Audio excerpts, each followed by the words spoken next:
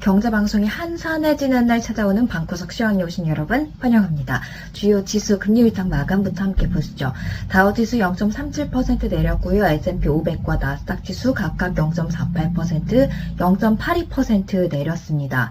약세를 보였죠. 주간 기준으로도 이 3대 주요 지수는 하락세였는데요.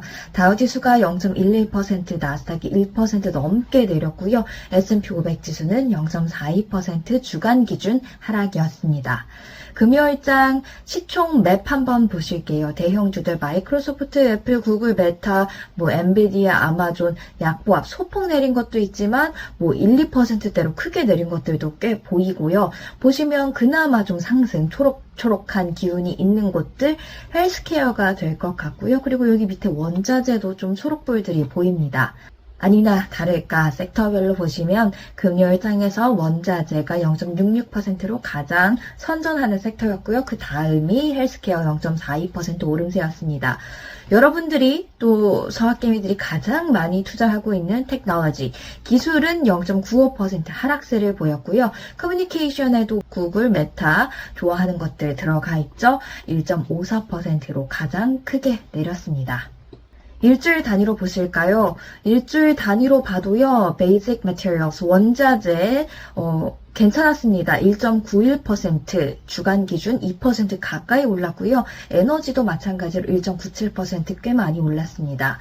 헬스케어도 좋은 모습 1.27% 오르는 모습 보여줬지만 역시나 금요일장에서와 마찬가지로 테크놀로지, 기술, 커뮤니케이션 모두 2% 넘는 주간 하락률 기록했습니다. S&P 500 지수가 아주 시소를 타고 있습니다. 신고가를 쓴 지 하루 만에 다시 내려온 건데요. 전날에는 미국의 소매 판매 지표가 부진했었죠.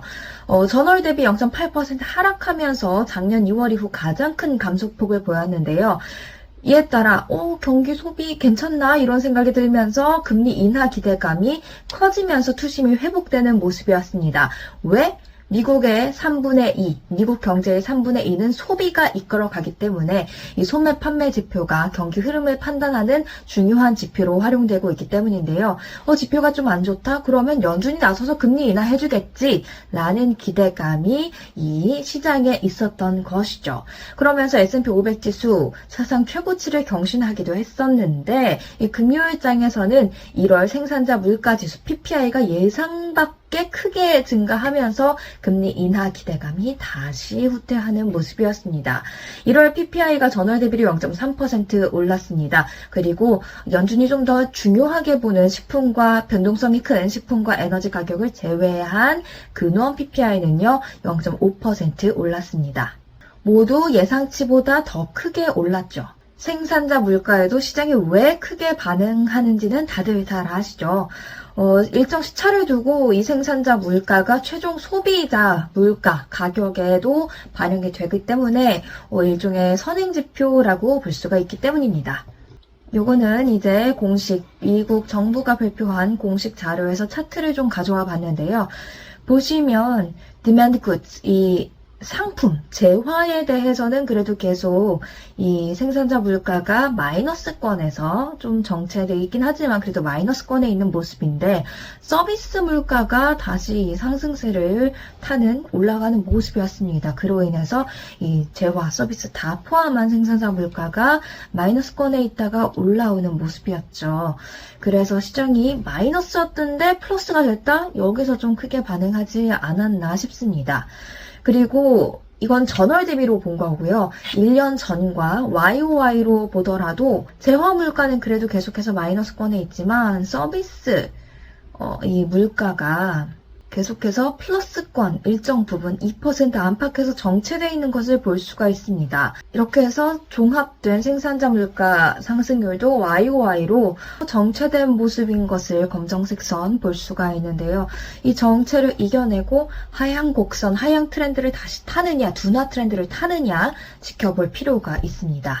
말씀드렸듯이 CPI에 이어서 PPI까지도 예상보다 좀 인플레이션 둔화 시그널을 보여주지 않자 금리 인하 기대감은 계속해서 후퇴하고 있습니다.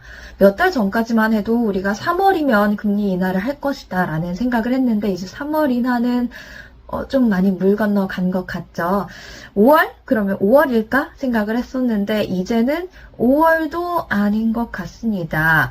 이 페드워치 툴에 따르면요. 5월 금리 인하 기대감 31.3%에 불과하고요. 이젠 그게 6월로 넘어갔습니다. 상반기일 줄 알았던 금리 인하 시점이 이제 하반기로 밀려나면서 시장이 이것을 어떻게 반영할지 한번 체크를 해보셔야 될 것 같은데 금리 인하 횟수도 올해 한 대여섯 번 정도 시장이 예상을 했었다면 이제는 하나, 둘, 셋, 네 번 정도를 예상을 하고 있습니다. 인하 시점도 뒤로 밀렸고 인하 횟수도 줄었죠. 이것을 이제 시장이 어떻게 밸런싱 해 나가는지를 지켜볼 필요가 있을 것 같아요. 요거는 앞서 말씀드렸던 5월과 6월 금리 예상에 대한 부분만 월별로 따로 떼서 가져온 건데요. 위에 보시는 게 5월 차트입니다. 가장 연한 색선이 한 달 전의 예상이고 색깔이 진해질수록 현재 어떻게 생각하는지거든요. 한 달 전까지만 해도 5월이면 기준금리가 4.75에서 5%일 것으로 예상이 됐는데 current 가장 진한 색선 지금으로서는 5월에도 금리가 5.25에서 5.5로 머물러 있을 것 같다라는 시각이 가장 우세합니다. 6월도 보실까요? 한 달 전까지만 해도 4.5에서 4.75 가장 우세하게 보고 있었는데 지금은 5에서 5.25를 가장 우세하게 보고 있습니다. 5.25에서 5.5일 거라는 시각도 생각보다는 한 30% 안팎으로 많습니다. 하지만 그럼에도 불구하고 투자 심리 나쁘지 않은 것 같아요. 투자 심리가 조금 내려갔을까 싶어서 봤는데 이 CNN의 Fear and Greed 지수, 공포와 탐욕 지수를 보면요. Extreme Greed, 정말 극도의 탐욕 구간에 계속해서 머물러 있고요. 이 핀비즈가 추정하는 Bull and Bear 투자 심리도 불이 53%로 좀 더 우세합니다. 그리고 이 증권사에서도 큰 하락을 예상하는 듯한 발언 이날 없었는데요. UBS는 연준이 2% 목표를 맞추기가 어렵겠지만 연착륙은 가능할 것 같다. 또 그게 왜냐? 인플레 둔화 신호를 계속해서 유지할 수 있을 것 같기 때문. 다만 변동성은 좀 대비해야 할 것 같다. 왜냐하면 지표들 나오는 걸 봐도 되게 시장이 민감하게 반응하는 걸 볼 수 있고 또 지표도 생각보다 일관적이지는 않은 것 같습니다. 이에 따른 변동성에 대비해야 한다라고 이야기를 하는 거고요.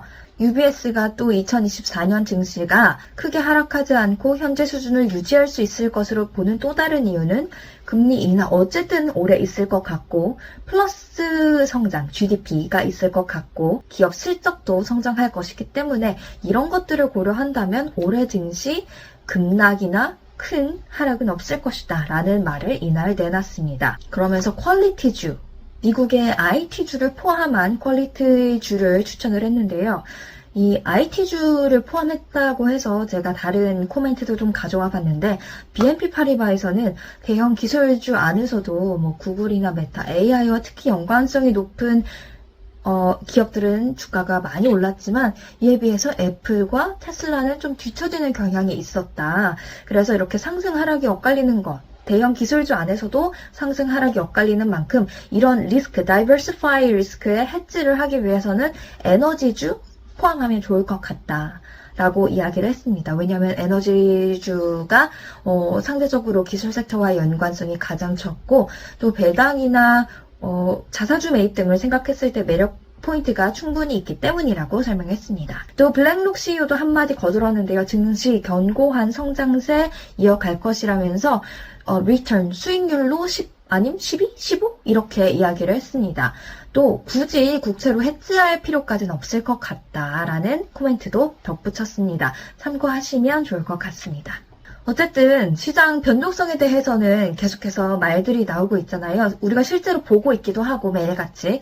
그래서 빅스 지수 한번 가져와 봤는데요. 급격하게 오르고 있진 않지만 전체적으로 이렇게 트렌드를 봤을 때는 상향 트렌드에 있다라는 게 좀 포착이 되고 있습니다.